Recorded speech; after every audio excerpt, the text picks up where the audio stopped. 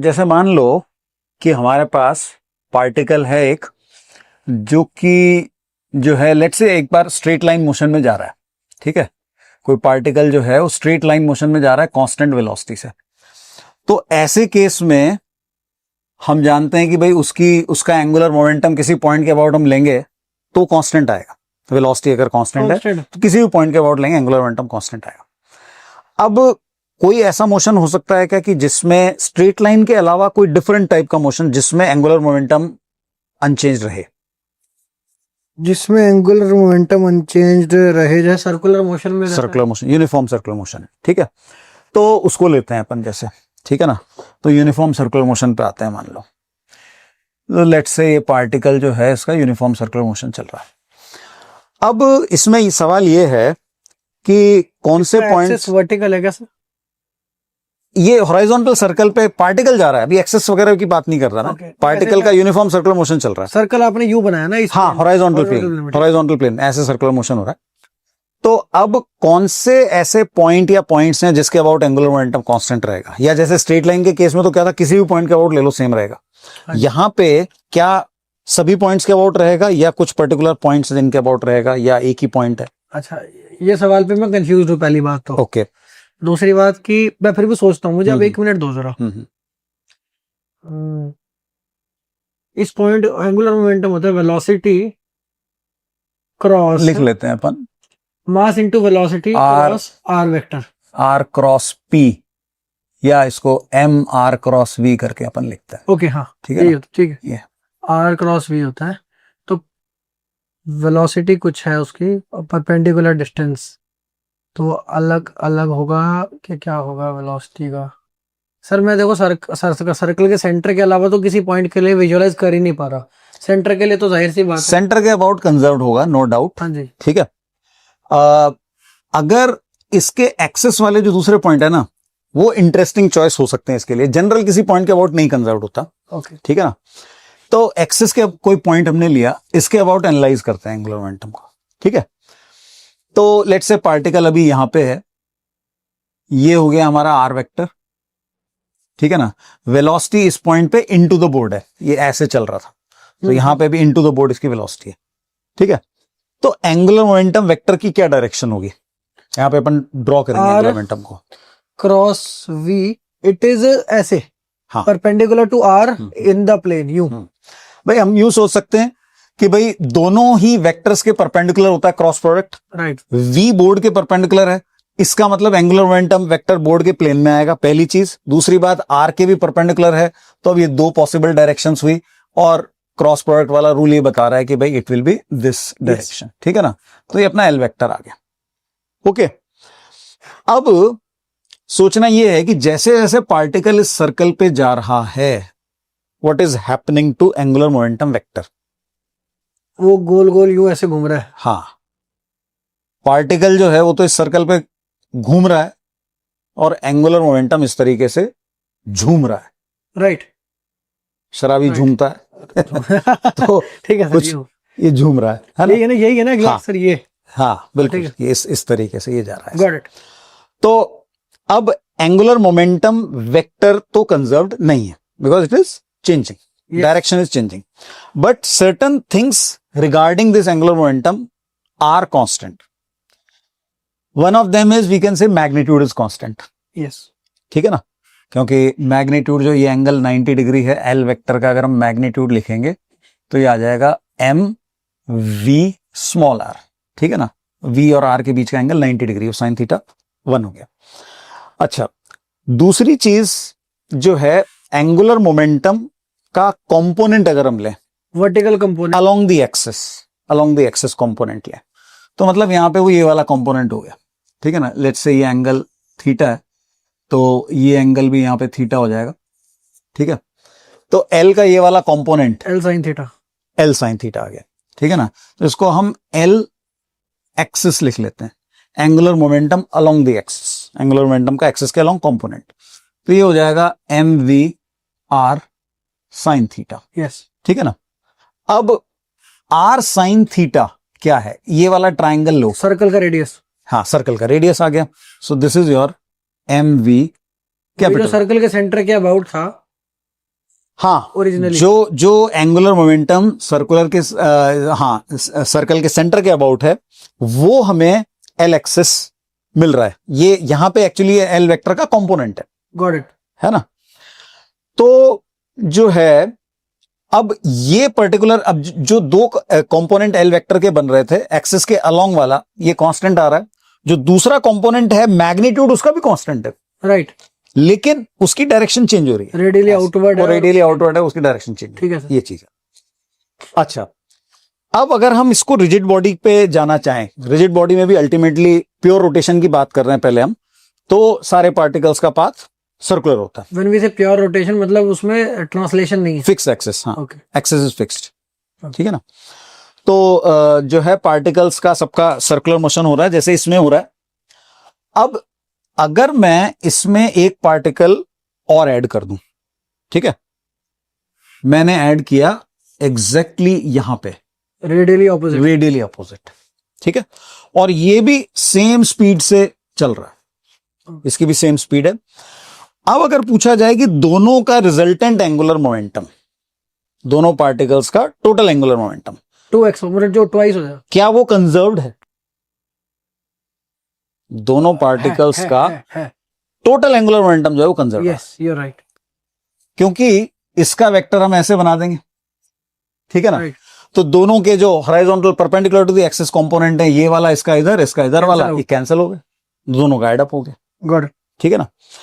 अच्छा, अब दो के अलावा क्या तीन पार्टिकल्स का ऐसा सिस्टम अपन सोच सकते हैं जिसका एंगुलर मोमेंटम एक्सिस के अबाउट कंजर्व्ड है? वो 120 पे होने चाहिए, सिमेट्री। बिल्कुल सही। या चार पार्टिकल हैं तो 90 स्क्वायर के कॉर्नर्स पे, पांच हैं तो रेगुलर पेंटागन। ये कहने का मतलब ये है कि अगर एक सिमेट्रिकल सिस्टम रोटेट कर रहा है तो एंगुलर मोमेंटम एक्सिस के अलोंग आएगा और वो कंजर्व्ड होगा, उसकी डायरेक्शन चेंज नहीं होगी, वॉबल नहीं करेगा। जैसे पहले अकेले पार्टिकल का हम देख रहे थे, वॉबल कर रहा है।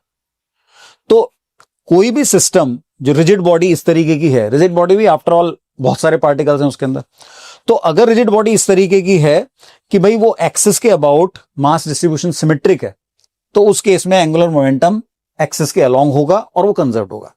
अगर नॉन सिमेट्रिकल है तो एक्सिस से तिरछा हो जाएगा और वो ऐसे झूमेगा, कंजर्व्ड नहीं है। In both the cases angular momentum along the axis जो है वो हमें इस तरीके से मिल रहा है, एमवीआर। अब जैसे अगर हम रिजिड बॉडी पे ट्रांजिशन करते हैं, ठीक है, तो रिजिड बॉडी में के लिए हम ये कह सकते हैं कि बेसिकली एंगुलर मोमेंटम हमें एक्सिस के अलोंग निकालना है। अगर जनरल बात करें हम, जो कि भाई नॉन सिमेट्रिकल बॉडी है, तो उसके लिए हमारे लिए यूजफुल चीज जो है angular momentum along the axis होगा, ठीक है ना। तो उसमें फिर क्या हो जाएगा कि इसी चीज का अगर हम सिग्मा करते हैं, क्योंकि ये जो v है इसको हम ओमेगा आर लिख सकते हैं, ठीक है ना। अगर पार्टिकल की एंगुलर वेलोसिटी ओमेगा है तो ये बन गया हमारे पास m omega R times R, तो ये बन जाता है m omega R square, M R square times omega. ये सिंगल पॉइंट के लिए, ये सिंगल पॉइंट के लिए है। अब रिजिड बॉडी है तो इसका सिग्मा कर दो, तो वहां मोमेंट ऑफ इनर्शिया आ जाएगा। हाँ, तो उसको फिर सिग्मा करके हम लिखते हैं, तो इस तरीके से लिख देते हैं कि एल एक्सिस, ये वेक्टर इक्वेशन नहीं है, L axis is equal to I about the same axis times omega. ये बात है। इसको बहुत जगह पे क्या है कि वो मोमेंटम से एनालॉजी लेके चलते हैं, जैसे P is equal to M V है ना, तो वैसे ही रोटेशनल एनालॉजी में L is equal to M V बताते हैं। लेकिन इसमें ये क्लैरिटी रहनी चाहिए कि वो जो है वो वेक्टर इक्वेशन है भाई, P vector is equal to M V vector, इन दोनों की डायरेक्शन हमेशा सेम। लेकिन यहां पे जो है ये एक्सिस के अलोंग कंपोनेंट हमेशा सेम होंगे। ऐसी इक्वेशन अगर हम ये लिखना चाहें कि L vector is equal to I into omega vector, तो ये सिर्फ सिमेट्री के केस में वैलिड होगी। अच्छा सर, ये आप मुझे एक्सेप्शन बता सकते हो इसका कि ये कब वैलिड नहीं है? कौन से वाली? L vector equal to I omega vector. हाँ, तो एक्सेप्शन यही हो गया ना कि बॉडी जैसे नॉन सिमेट्रिकल है, जैसे सिंगल पार्टिकल। हाँ जी, सिंगल पार्टिकल या कोई डिस्क ली हमने, लेकिन उसका डिस्क का कुछ पार्ट टूटा हुआ है, हाफ डिस्क है, मान लो हाफ डिस्क रोटेट कर रही, तो उसके लिए ये वैलिड नहीं होगा। समझ ये गया, चीज। This is only for L axis. Yes, I got it, समझ गया। ये चीज। उसमें हम वो वाली बात को एड्रेस ही नहीं कर रहे, हाँ जो उसका हॉरिजॉन्टल कंपोनेंट है। हाँ, ओके ये चीज। Okay, got it. तो यानी ये चीज है सिर्फ सिमेट्रिकल सिस्टम्स के लिए है, हाँ, ये वाला जो है ओनली फॉर सिमेट्रिकल बॉडीज, और ये जनरल है एल एक्सेस। ये जनरल। सर जैसे एल एक्सेस हम लिखते हैं, एक्सेस कोई स्पेशल एक्सेस होना चाहिए या कोई भी एक्सेस स्पेस में चल जाएगा? एक्सिस क्या? जैसे हमने एल एक्सेस लिखा है, हाँ, जिस एक्सेस के अबाउट ये बात करी जा रही है, ओके। क्या ये कोई स्पेशल एक्सेस होना चाहिए, जैसे कि कोई सेंटर ऑफ मास से पास कर रहा है, ये एक्सेस नहीं, सिमेट्री है, या स्पेस में कोई भी एक्सेस हो? कोई भी हो सकता है, माने इसमें सेंटर ऑफ मास का तो कोई जिक्र ही नहीं आया ये मान लो अभी ये तक। अपना छल्ला है, जो भी सर्कल है, ठीक है, हाँ हाँ इसके बाहर यहाँ कोई एक्सेस है मान लो, हाँ हाँ क्या उसके लिए भी L axis equal to I axis omega? हाँ, वैलिड है, उसमें कोई दिक्कत नहीं, ठीक है सर। उसमें कोई प्रॉब्लम नहीं है भाई। अकेले पार्टिकल, दो पार्टिकल वगैरह हम ले रहे हैं तो ये एक्सेस उसके बाहर ही है, ये चीज है, समझ गया, है ना। ओके। तो सर जैसे कई बार बच्चे यहाँ पे पूछ सकते हैं कि क्या ये चीजें रेलेवेंट हैं एडवांस के लिए? इस पे क्वेश्चन आया हुआ है। इस पे तो सर क्वेश्चन आते जाते हाँ, रहते हैं ना। हाँ, सर क्या इस होता पे है? क्वेश्चन आया है, सिमिलर सा डायग्राम हाँ जी। पे जो है वन और more than one correct type का क्वेश्चन था। सर जैसे लोग ना आजकल क्या एडवांस कह कह के कुछ भी करा रहते हैं, फिर जब कोई एक्चुअल एडवांस पढ़ाता है ना तो उसको कह रहते हैं कि हम स्कोप से बाहर जा रहे हैं या रेलेवेंट नहीं है। तो बच्चों को पता ही नहीं सर एडवांस क्या होता है। नहीं, अब ये तो भाई अगर आप जेई एडवांस के लिए तैयारी कर रहे हैं, आईआईटी में जाने का सपना है, तो फिर पूरा बेसिक से तैयारी होनी चाहिए। ये है हमारा, ये रहती है अप्रोच कि बिल्कुल यहां से शुरू करते हैं हम एंगुलर मोमेंटम की डेफिनेशन से, और जो है ये इन सब रिजल्ट्स पे हम आते हैं विद अंडरस्टैंडिंग, विद विजुअलाइजेशन, ये चीज। सर जैसे मेरे को समझ में आ गया, क्या इसके बाद भी इसके अलावा भी कॉन्सेप्ट है? कॉन्सेप्ट तो और भी हैं, वो अगर हम रोटेशन विद ट्रांसलेशन में जाएं, उससे सर, आगे थोड़ा वाली सा चीजें उसकी आती भी थ्योरी बता सकते हो मुझे? ओके, चलते हैं नेक्स्ट पेज पे ले लेते हैं। पर हमने ये इस कॉन्सेप्ट इसकी हेडिंग क्या देंगे सर, हमने जो भी पढ़ा? इसकी हेडिंग कर सकते हैं एंगुलर हम, मोमेंटम ऑफ रिजिड बॉडीज हाँ, angular momentum of rigid body in pure rotation. Yes, particle से स्टार्ट कर रहे हैं, रिजिड बॉडी पे आ गए, ये चीज। ठीक है, और इन प्योर रोटेशन है ना? In case of pure rotation of course. और अब हम कर रहे हैं विद ट्रांसलेशन। हाँ, रोटेशन विद ट्रांसलेशन। अच्छा, तो भाई रोटेशन विद ट्रांसलेशन में ये एक रिजल्ट होता है, L is equal to LC plus M RC cross VC। ये एक रिजल्ट होता है, इसको मतलब डिराइव किया जाता है, मतलब डिराइव करने में थोड़ा टाइम लगेगा, तो इसको डिराइव किया जाता है, फिर इससे फिर हम रोलिंग वाले पार्ट पे आते हैं। इससे torque is equal to I alpha, in fact इसको डिफरेंशिएट करेंगे तो torque is equal to I alpha, या टॉर्क को कैसे यूज करना है रोटेशन विद ट्रांसलेशन में, वो वाली चीज भी आती है भाई। जैसे प्योर रोटेशन वाली प्रॉब्लम्स में तो torque is equal to I alpha को हम लगाते हैं about the axis. Torque about the axis is equal to, pure rotation में ये हो जाता है, torque about the axis is equal to I about the same axis times alpha, है ना। लेकिन रोटेशन विद ट्रांसलेशन में क्या होता है कि अब एक्सिस है ही नहीं, एक्सिस तो चेंज हो रहा है, रोटेशन विद ट्रांसलेशन का मतलब ही यही है। तो टॉर्क की इक्वेशन को कैसे यूज करेंगे, अब इसी को डिफरेंशिएट करके चलना पड़ता है आगे। तो भाई dl वेक्टर बाई dt हमने किया, ठीक है, तो यहां पे ये हो जाएगा dlc by dt plus m, अब इसमें प्रोडक्ट रूल लगाया जाता है, तो RC cross dvc by dt एक टर्म आई, और दूसरी टर्म आ गई m drc by dt cross vc, ठीक है ना। बाय द वे सिंबल्स की मीनिंग यहां पे क्या है, RC is the position vector of centre of mass, VC is velocity of centre of mass, LC is the angular momentum about centre of mass. ये जो सर सेकंड वाला है, हाँ, इट इज समथिंग लाइक कि पूरी body को एक particle मान लिया, और सेकंड वाला मतलब ये, सेकंड टर्म है इस, अच्छा सेकंड टर्म, हाँ, पार्टिकल मान लिया, बॉडी का एक पार्ट, हाँ, मोमेंटम क्या होता है, बिल्कुल बिल्कुल, एक हमारा जो भी रेफरेंस पॉइंट है हाँ, उसके अबाउट, हाँ, वो हो गया, प्लस एक हो गया angular momentum about the centre of mass of the body, यही है क्या? बिल्कुल। ओके। तो अभी जैसे प्योर रोटेशन में ट्रांसलेशन ऑफ रिजिड बॉडी में हम आएंगे, ये जो रिजल्ट मैंने लिखा है ना, ये तो बिल्कुल जनरल रिजल्ट है। अब रिजिड बॉडी मतलब ये नॉन रिजिड बॉडी के लिए भी एप्लीकेबल है। रिजिड बॉडी पे जब हम आएंगे तो इसको हम IC इंटू ओमेगा कर सकते हैं। ओके, ठीक है ना, ये है। यहाँ पे क्या है कि रिजिड ना भी हो, कोई सिस्टम ऑफ पार्टिकल्स है, स्कैटर हाँ, वो सबके लिए वैलिड है। ओके, सबके लिए वैलिड है। सही से। तो अब इसमें ये सेकंड टर्म जो है, इसकी वैल्यू क्या होगी? dRc/dt, तो ये तो VC हो गया, VC तो हो ये गया। हाँ, ये टर्म हो जाती है 0। ओके, ठीक है।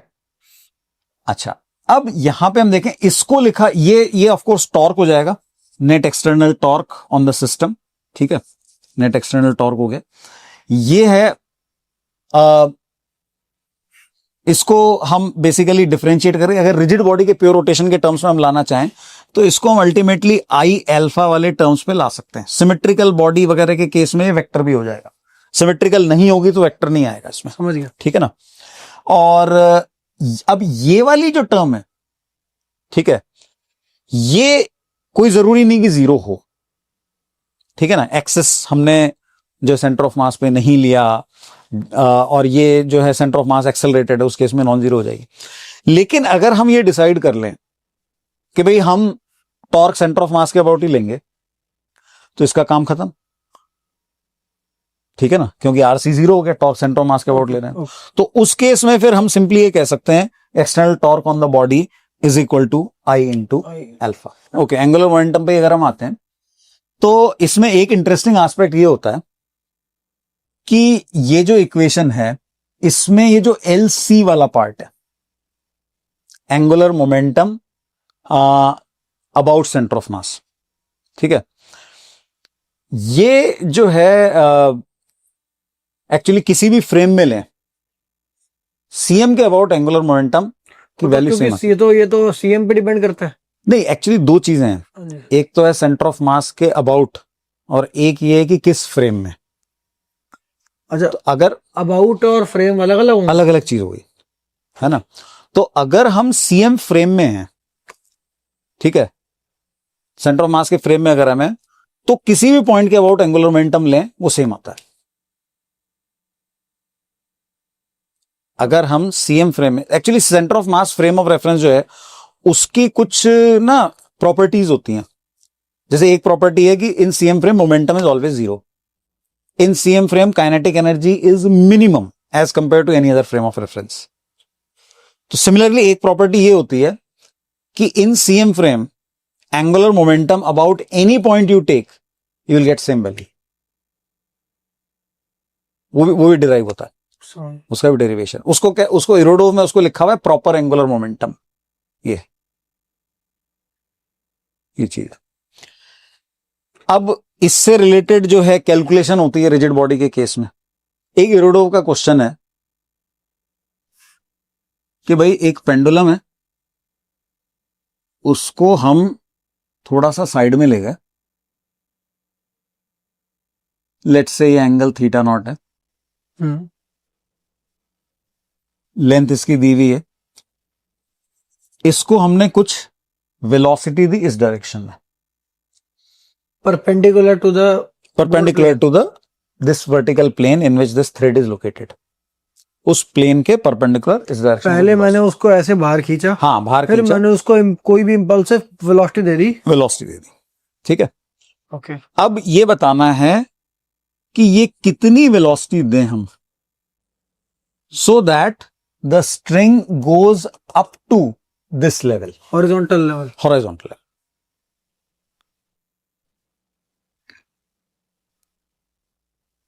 ओके, कुछ इस तरीके का हो गया, यहां से यूं छोड़ा हमने, मे बी ऐसे स्विंग करते हुए यूं जा रहा है, समथिंग। समझ गया। पहले मैं इसको ट्राई करता हूँ। हाँ, पहले मैं सर अपने मन में ना एक बार समझना चाह रहा था इस चीज को। हुआ क्या होगा कि पहली बात तो हमने वैसे इसको थोड़ा सा इसको हमने वर्टिकली हल्का सा रेज कर दिया है। सेकंड, हमने इसको बहुत तेज काइनेटिक एनर्जी दे दी है। तो अब इसके अंदर नेचुरल टेंडेंसी होगी रेडियली आउटवर्ड जाने की, हाँ, जिसकी वजह से ये ऊपर भी जाता जाएगा। हाँ। तो ये यहाँ पे एक तो एनर्जी कंजर्वेशन होनी चाहिए। ओके, तो सही है। तो मैं फाइनल एनर्जी लिख लेता हूँ। अगर मान लो कोई बॉडी यहाँ पर है, ये पार्टिकल यहाँ पहुंच जाता है, तो ये तब भी मूव कर रहा होगा, और मूव अगर कर रहा होगा तो यहाँ पे रोटेशनल इफेक्ट आ रहा है, इस वजह से मेरे लिए ट्रिकी बनता जा रहा है। अगर सिर्फ न्यूटन लॉ होता तो बहुत आसान होता। तो एक तो जाहिर सी बात है कि यहाँ पे एक्सटर्नल टॉर्क है कि नहीं, पहले मैं चेक कर दो ना। एक्सटर्नल टॉर्क, इस पार्टिकल पे क्या क्या फोर्सेस लग रही है? इस पार्टिकल पे mg लग रही है और t लग रही है, और हम mv² बार नहीं मानते, एक बारी को यही चल रही है। और ओके, इस पार्टिकल का सही ट्रैक पे हो। हाँ जी, सही ट्रैक पे। इस पार्टिकल का एंगुलर मोमेंटम कंजर्व होगा कि नहीं होगा? About which axis? पहला सवाल, अबाउट विच एक्सिस। तो मैं तो इसी एक्सिस की बात करूंगा, ठीक है। इस एक्सिस के अबाउट कोई टॉर्क अगर नहीं हुआ तो एंगुलर मोमेंटम कंजर्व होगा, पर इस एक्सिस के अबाउट मुझे तो ऐसा क्यों लग रहा है कि अब ये एक्सिस है, ये mg का तो नहीं होगा टॉर्क, पर ऐसा क्यों दिख रहा है कि टी का टॉर्क होगा? क्या होगा सर टी का टॉर्क? सवाल पूछ रहा हूँ। इस पॉइंट के अबाउट देखो ना। अच्छा, हम इस पॉइंट के अबाउट देखें। हाँ, अच्छा पॉइंट, सर एक बार तो एंगुलर मोमेंटम एक्सिस के अबाउट देखते हैं, पॉइंट के अबाउट देखते एक्चुअली क्या होता है, एंगुलर मोमेंटम एक्सिस के किसी भी पॉइंट के अबाउट ले लो पहले, और उस वेक्टर का ना कंपोनेंट ले लो इसके अलोंग, तो angular momentum about the axis आ जाएगा। अब इंटरेस्टिंग बात क्या है कि अलग अलग पॉइंट के अबाउट हम लेते हैं तो एंगुलर मोमेंटम वेक्टर अलग अलग आएंगे, लेकिन जब उसका कंपोनेंट ले लेते हैं इसके अलोंग तो वो सेम आएगा। आई got it. So that is why angular momentum about axis itself is a well-defined quantity. You don't have to mention the point about which you are taking angular momentum. Okay, Yeah, you can simply say angular momentum about तो the अगर मैं axis. इस point के about लेता हूँ, हाँ, तो यहाँ पर टॉर्क देखना है मुझे। टॉर्क होता है आर क्रॉस एफ, आर और एफ सीधा एक लाइन में हो गए, और mg का टॉर्क, फिर mg का टॉर्क दिख रहा है मुझे, आर एफ mg का टॉर्क दिख रहा है फिर सर, तो mg का टॉर्क है, लेकिन किस डायरेक्शन में? किस डायरेक्शन में? तो वो टॉर्क है प्लेन के डायरेक्शन में है। ओ मतलब ये जो मेरा हाथ है ना, क्योंकि mg आर क्रॉस एफ, तो ये आउटवर्ड साइड पे है। ओके, ये यहाँ पे टॉर्क भी लग रहा है एक्सटर्नल, तो लेकिन वर्टिकल डायरेक्शन में थोड़ा लग रहा है। एग्जैक्टली, बस बस। तो इसलिए वर्टिकल डायरेक्शन में टॉर्क जो एंगुलर मोमेंटम है वो कंजर्व रहेगा।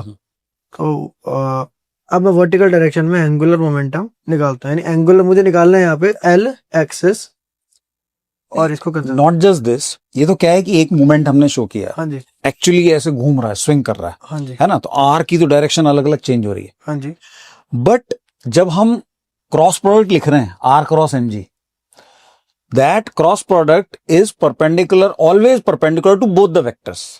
Now one of the vectors, our mg, is fixed, it is horizontal, so we can be sure that torque will always be horizontal.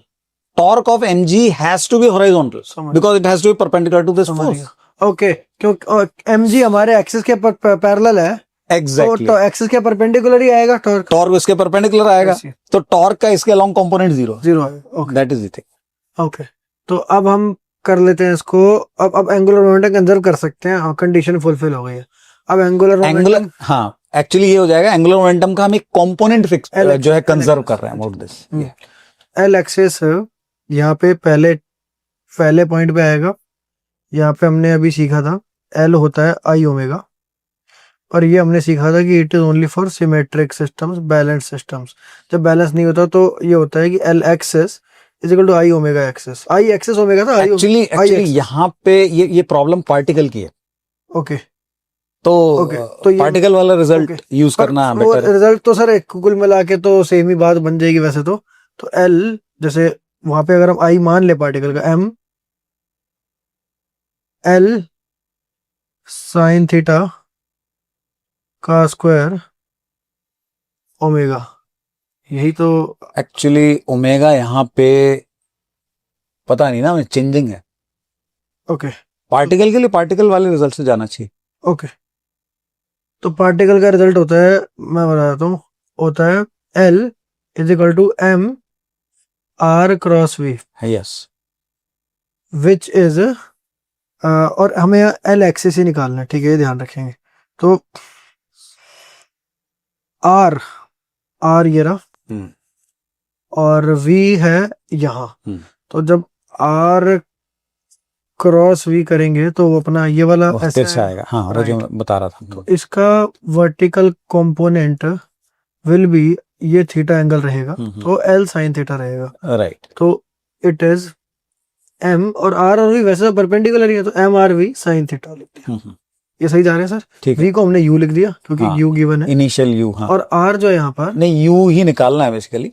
You निकालना है, ठीक हाँ, है। तो ये इनिशियल ठीक है, एंगुलर ठीक है, इनिशियल एंगुलर मोमेंटम का M R V sine theta at any point, about axis component निकाल लिया। एट एनी पॉइंट तो ये हाँ, रहेगा। हाँ, हाँ, अब हम इसको दोनों पॉइंट्स पर लिख देते हैं।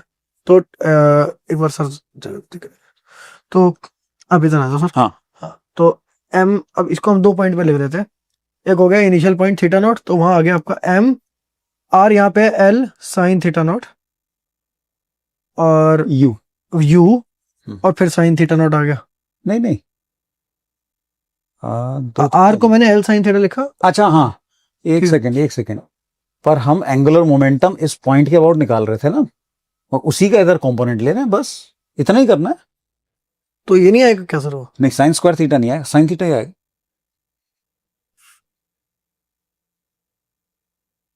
भाई हमने एंगुलर मोमेंटम इस पॉइंट के अबाउट निकाला, ये एंगुलर मोमेंटम वेक्टर आया, इसका इधर कंपोनेंट लेना है, बात खत्म। आई गॉट इट। ये चीज 2 बार साइन थीटा लाने का कोई सेंस नहीं है। हाँ, वो मैंने साइन थीटा लिख रखा है, वहीं से लिखा है। वही है। ठीक है, गॉट इट, है ना। और दूसरा जो हमने फाइनल वैल्यू लिखी, यहाँ पर थीटा आ जाता है 90 degree, M as it is रहेगा, एल एज इट इज रहेगा। एम आर हमारा यहाँ पे बन गया, R is L, L, okay. V V V उस पॉइंट पे वेलोसिटी क्या रहेगी, हमें वो उसके बारे में कोई आइडिया नहीं है, तो हम उसको वी फाइनल बोल देते हैं। ठीक है, ठीक है, और साइन थीटा रहेगा, और थीटा हमारा 90 है, तो 90 हट गया वो। Yeah. ठीक है, ठीक है, ये इक्वेशन बन गई इक्वेशन है। एंगुलर मोमेंटम कंजर्वेशन के कॉन्सेप्ट से। तो वी फाइनल जो है वो है you sine theta. You sine theta. अब यहाँ पर एक एनर्जी कंजर्वेशन तो लगे, दूसरी एनर्जी कंजर्वेशन। तो एनर्जी कंजर्वेशन कैसे आएगा? वो नीचे सिंपल सर थोड़ा सा मेरा ना कच्चा हो गया है, तो मैं एक बार करना चाह रहा हूँ। यहाँ पे काइनेटिक एनर्जी और पोटेंशियल एनर्जी, पोटेंशियल एनर्जी हमने ले ली एल कॉस थीटा, तो minus M G L cos theta, ये हमारी पोटेंशियल कॉस थीटा नॉट, ये इनिशियल पोटेंशियल एनर्जी है, और initial kinetic energy half M U square, that's it, is equal to final potential energy 0 है, और final kinetic energy है half M V F square. Okay, और अब हम यहाँ पे वी एफ को डाल देंगे यू साइन थीटा।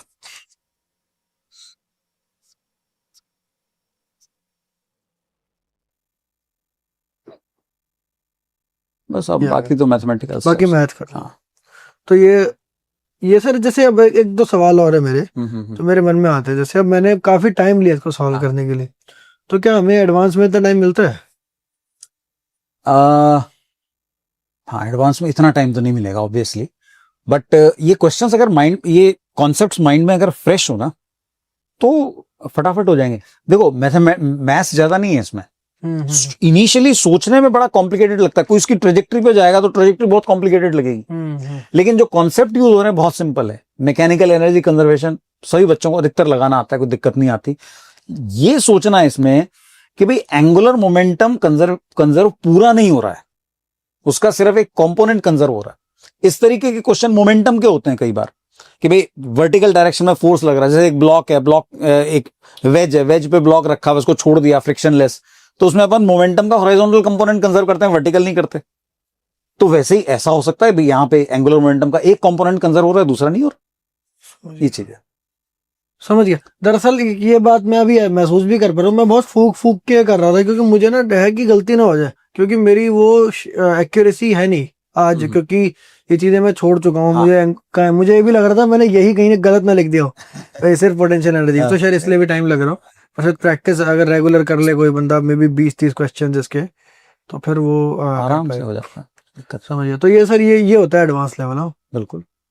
ये इरडोव में क्वेश्चन सर, इरडोव। क्या ऐसे क्वेश्चन इसके सिमिलर क्वेश्चन आईआईटी में भी आया हुआ? इसके सिमिलर तो ये एक्चुअली ये वाला जो पार्ट है ना, इसको लेके क्वेश्चंस बने बने। एग्जैक्टली पेंडुलम की इस तरीके की स्विंग का तो मुझे नहीं ध्यान आ रहा कोई क्वेश्चन आया हो, but it is well with in like J advance पर। समझ गया। एक सर वैसे ना अपन अगर फिर हमारे पास टाइम मिलेगा, एक क्वेश्चन और मैं करने आता हूँ के हाथ। जे एडवांस 2016 में ना एक क्वेश्चन आया था मेरे पेपर में। अच्छा। वो क्वेश्चन मैंने कई बार ट्राई किया था, एग्जाम में हो गया था वो। मुझे ये भी नहीं पता कि वो सही हुआ था नहीं हुआ था, पर मैंने किया था, शायद सही हुआ हो। वो रोटेशनल का क्वेश्चन था जिसमें एक सर्कुलर बॉडी थी और शायद एक क्यूब था, और शायद पता नहीं सर्कुलर वो सिलेंडर था या स्फीयर था, और ऐसे करके वो कुछ होता है उसके अंदर कोलिजन, पता नहीं क्या होता है। तो एक थोड़ा सा कॉम्प्लिकेटेड क्वेश्चन था, एक बार वो आपके साथ करना चाहता हूँ। ठीक है, वो अगली बार करते हैं। ठीक है गाइस, ये हमने एक वीडियो करी है। इसका पर्पस ये था कि मतलब हम एडवांस लेवल जान पाए, क्योंकि ऑनलाइन से ना एडवांस लेवल लुप्त हो गया है। इनफैक्ट ऑनलाइन में बच्चों ने कभी वो देखा ही नहीं।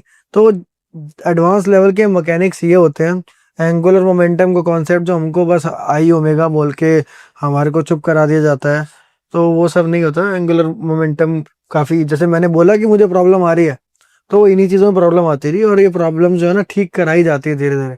अब मैं इस पर कुछ क्वेश्चन अगर कर लूंगा, इनफैक्ट सर आपको पता है मैं क्या करने वाला हूँ? मैं हर रोज, आज भी मैं 10-15 मैथ के क्वेश्चन रोज करता हूँ। मतलब ये हर रोज, ऐसा नहीं कि बहुत टाइम से कर रहा हूँ। जब से मैंने ये एक तो पीजे सर के क्वेश्चंस किए, उसके बाद एमसी सर के कुछ क्वेश्चंस किए थे, उसके बाद क्या हुआ मेरे को ना मैथ में ना वो आ गया, इंटरेस्ट दोबारा जगने लग गया। तो मैं अपना थोड़ा अपना माइंड शार्प करने के लिए, एंगेज करने के लिए चैट जीपीटी से क्वेश्चन बनवाता रहता हूँ कि मुझे कोई बहुत टफ क्वेश्चन दो जो कि मैं वर्बली करूँ। तो ऐसे करके ब्रेन एक्सरसाइज होता है। अब मैं यही चीज एंगुलर मोमेंटम की करूंगा। बिल्कुल, मैं यही कहने वाला था कि भाई आप मैथ्स कर रहे हो, थोड़ा फिजिक्स के लिए भी टाइम निकालो। अब सर दिमाग खुला है तो अपने आप ही आएगा वो, मतलब इसमें कोई धक्का की जरूरत ही नहीं, कि खुद ही दिल कहता है कि हाँ अब पढ़ा है अगर तो बर्बाद थोड़ा ना जाने दूंगा। तो ऐसे नहीं, हकीकत ये है, आपको सिर्फ बेसिकली ब्रशअप वाले पार्ट की जरूरत है, थोड़ा सा टाइम डिवोट करो, कोई दिक्कत ही नहीं। पर ये सब सर मुझे कभी आता ही नहीं था, if you'd ask me. Okay, ये मुझे आता ना, जाहिर सी बात है, बेसिक है। ये जो एल एक्सिस और मतलब कच्चा था कॉन्सेप्ट, इसको मैं और करूंगा तो मुझे पूरा, मैं आई एम वेरी श्योर कि मुझे और डाउट्स आएंगे। तो वो भी मतलब मैं मतलब आपके पास टाइम हो तो कभी मैं क्लियर करना चाहूंगा कि वो बहुत सारे डाउट्स आएंगे इसके अंदर, जो मैं क्वेश्चंस करता हूँ। तो करते हैं एनी टाइम। ठीक है, थैंक यू सर। सर इसकी कोई आप बच्चों के लिए कुछ 1-2 क्वेश्चन इसके अराउंड आप दे सकते हो? मैं वो वीडियो में लगा दूंगा, बच्चे स्क्रीनशॉट लेके उसको। हाँ, ये इसका तो ये मिल जाएगा ना अपने इरोडो वाले का ही, ये तो है ही सर। इसके अलावा कोई और कर देंगे, और कर देंगे। ठीक है, 1-2 क्वेश्चन।